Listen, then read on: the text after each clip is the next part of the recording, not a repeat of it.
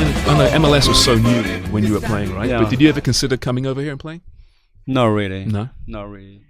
And Qatar as well, we're starting, to develop football more than 20 years ago. But no, I had no chance to keep on playing because of my knee. They cut my leg in two parts.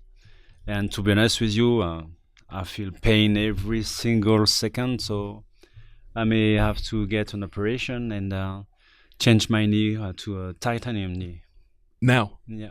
I received a mail from my daughter, and they told me that you should make an X-ray, radio, IRM, to see if you need to change your knee. So what's it like now? So with a knee, is it like a car dealership? Do you get to go in there and pick the knee that you want? Titanium, please. I spoke with some former players. They did it on both knees, and they said to me that it changed their lives, and it becomes normal now every day now to do sports. Yeah, I love to do sports, but unfortunately I cannot play anymore. I did it a month ago. I played 50 minutes, and my knee, my legs was swollen for at least a week. Yeah, that's tough, right? Jimmy played in England for many years too. Didn't do your knee, but back and ankle injuries, right? Injuries, yeah. How? I mean, when you realize as an athlete, when you realize you just can't play anymore, how difficult is that? It's very difficult. You are not prepared for that. You know that sooner or later you have to retire, but you try to push all the time, the date and the limit of it. But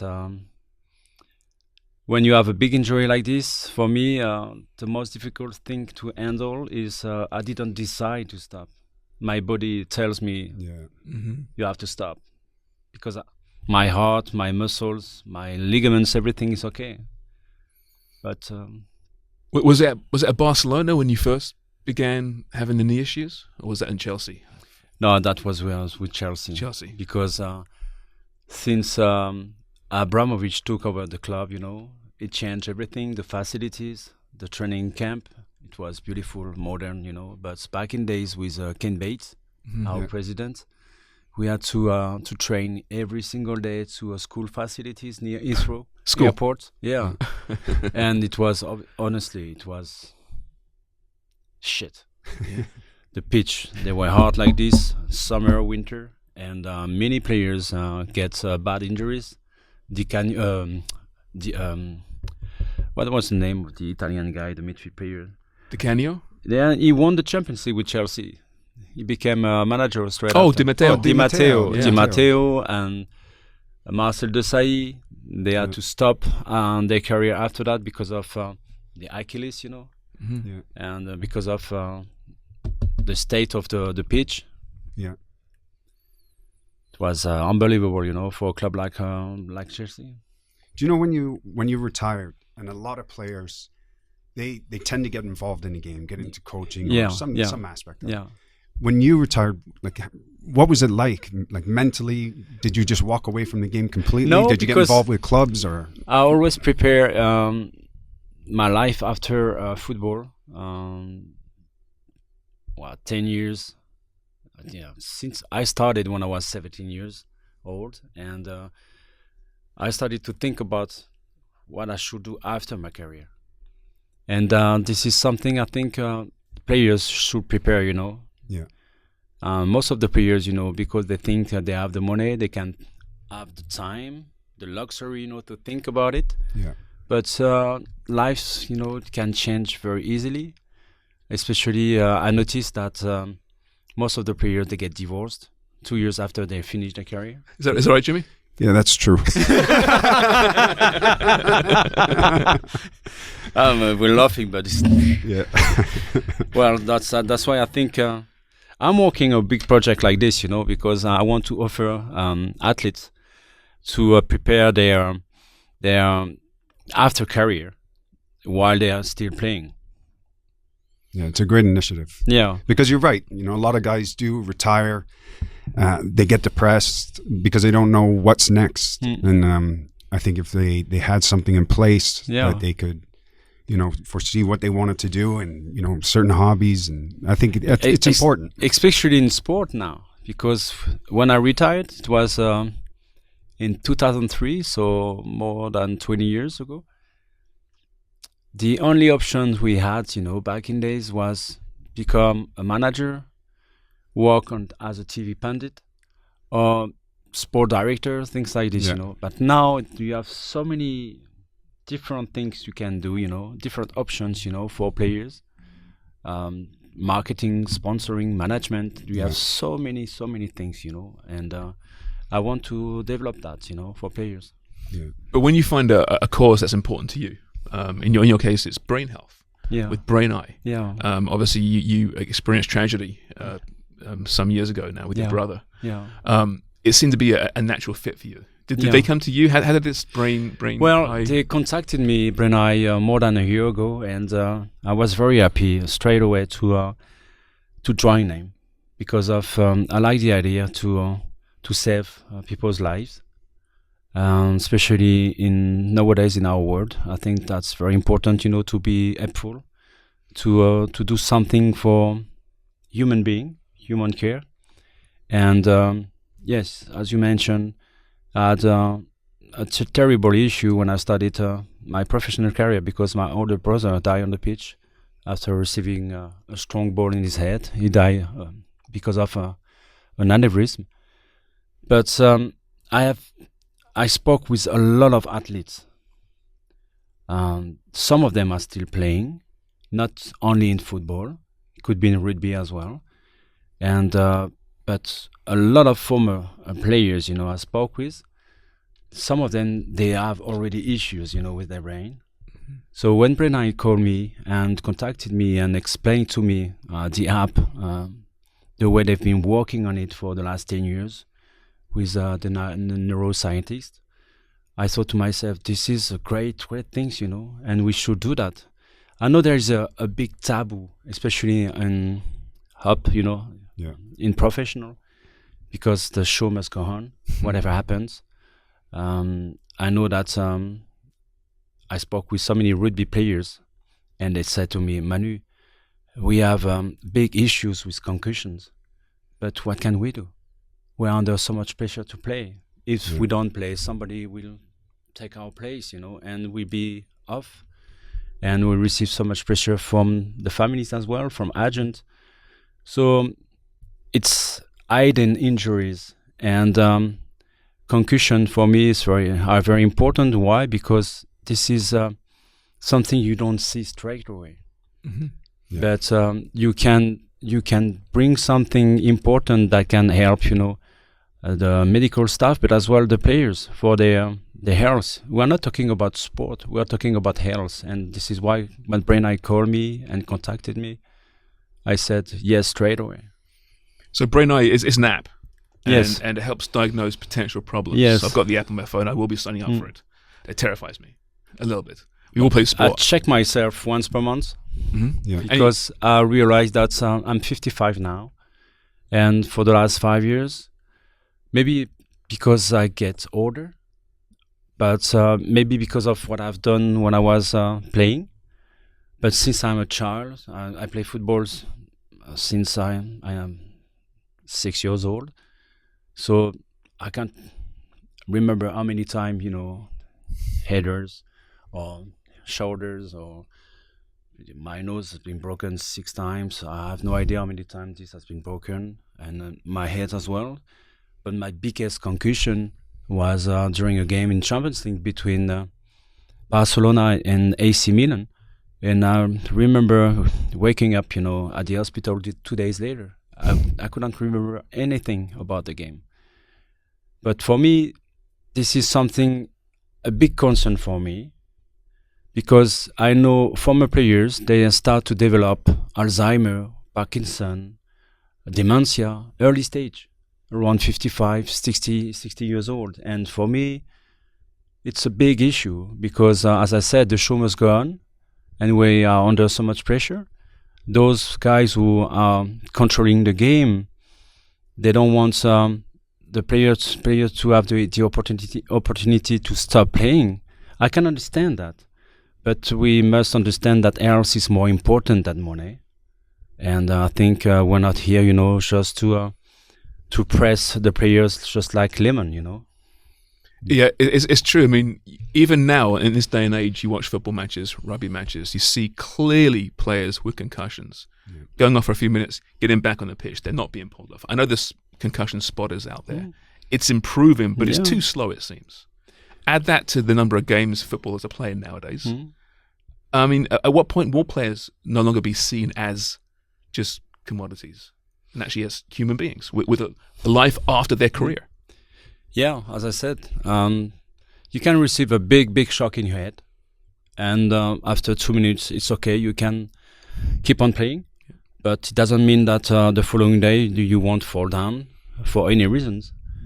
And can you imagine if you give the opportunity to a coach, a manager, from the grassroots for the kids? I think this is important for the kids because we're not dealing with money and fame. But can you imagine that if a kid receive a kick in his head and then in 45 seconds you have the opportunity to know if he's got brain troubles, straight away. So and that's with the app. Yeah, that's the app. Actually on the pitch, you yes, use the app. It's very easy to use. It's accurate, and it will screen your eyes, which is linked with brain, and that will give you an accurate result, on your brain health. And for me, this is very easy to use. It's not expensive at all as well. So it's like a tool, a very important tool that can help doctors, but as well parents. Yeah. Like, do you think the, Major League Soccer or the Premier League and other leagues around the world will start using this? Because it sounds fantastic to me. That's a good question. I've been dealing with FIFA and UEFA, the European body government, and as well the world FIFA that are ruling the world, in football. And it's quite difficult to open these doors because, as I said, maybe they see us as enemy, an opportunity for the player to stop playing. But this is not the case. We just want to help the players, to help those organizations to protect the players. And it's quite difficult sometimes to open professional doors. Right. For those reasons. What about players' unions? That's why we're thinking, the players' unions, especially in France. I've been talking to the rugby union, which is Proval, and because it's a big concern for them as well. And I know many players that are struggling every single day because of that. Some of them have stopped their career. It's amazing, their stories. Honestly, it's frightening. Yeah. And I'll give you one example. Some players came to me saying that, listen, Manu, it's very simple. I walk up the stairs home, and when I get up, I don't know why I'm here. I completely forgot in space of 10 seconds what I was doing upstairs. So this is the kind of situation they are dealing, they have to handle every single day. So it's a big matters, but because it's kind of taboo, in a big sports, that's why because of the fame and money and the pressure, some players they feel guilty, to talk about that. Yeah. It's very personal, They don't share it to anyone because they're scared of losing their position, their contract, things like this. And the issue is that, the tragedy is often you don't see the effects for many years. It's very rare that you see it actually happen to someone on the pitch. It's rare. It does happen. Yeah. We know that. Sadly, you might need to see that from a big player for the authorities to take it seriously. Yeah, but top players in football, they've been complaining about the schedule of games. More and more games every single season. Look, they just finished the World Cup club. top players for the last 2-3 seasons have been complaining about that, but they don't represent the vast majority of players. 80% of the players, they don't live in the same world, and their hope is to live what they're living. So when they talk in the press, fans, people in general, they don't understand what they're saying because of the money they receive and the fame they receive. They said, yeah, you should be happy for that, so shut up. No, honestly, so this is the way it is. And I can understand that. But we're not talking about money and fame. We're talking about else, which is for me more important than anything. And there is no... all the players are not reunited in the same way. But if one day it's the case, that could be something powerful, that could change something. At the moment, Brenna can be a game changer, because of what it represents. But we need the help of those who are in charge of the game. But our target, okay, if we can open the doors up, we would be more than happy. But our target is really human beings and kids. Right. Yeah. But football has changed. When you first came to England from Monaco, Arsene Wenger brings you over. Yeah. Were you surprised about the football culture back in those days? I'm assuming from your reaction that you were. I remember a game we played away with Arsenal, and that was against Southampton. Matt Letitia was playing up front, Yeah, that's right. Legend. Yeah, legend. And I remember I was very disappointed by the way we were playing on the pitch. The ball was always in the air, and I used to be raised with the ball on the grass, all the time with technical skills, quick passes, quick movement. And I was quite tired, it was very physical, always a fierce battle on the pitch. And I was quite disappointing at the halftime. And I remember Arsene Wenger, he came to me after the game and he said, Manu, I have full confidence on you. You are all the quality, to adapt yourself to the English football. So keep on going. It would change. Sooner or later, it would change. And he was right. And all of a sudden, in the space of a few weeks, everything changed. And I enjoyed the way we played, with Arsenal. It was the back four, typical English, we could travel everywhere, they were warriors. They were warriors. They were the soul of the team, those guys. And in midfield and up front, we were a mix of European players, and we used to play very, the ball on the grass, quick movement, quick passing with Dennis Bergkamp, for example. Yeah. It was you had a phenomenal strawberry team on the cake. Yeah, yeah, and then Thierry came, Nicolas Anelka, those guys, so amazing players. You had Vieira yes, and Patrick, well. Patrick, Not a bad team. Oh, they were unbelievable. We won the double. First year, right? Well, no, that was... when I was a kid, I used to read cartoons about English footballs, and I loved it. Back in days, I had the opportunity to watch football only once per week, on TVs. Otherwise, you have to wait, a special show, on Sunday afternoon in France to see what's happening or what happened, in England or Germany or Italy, things like this. Now you have football every single day. But I was dreaming to come to England for the football, but for the passion as well. The link between the players and the fans. I loved it. Honestly, I loved it.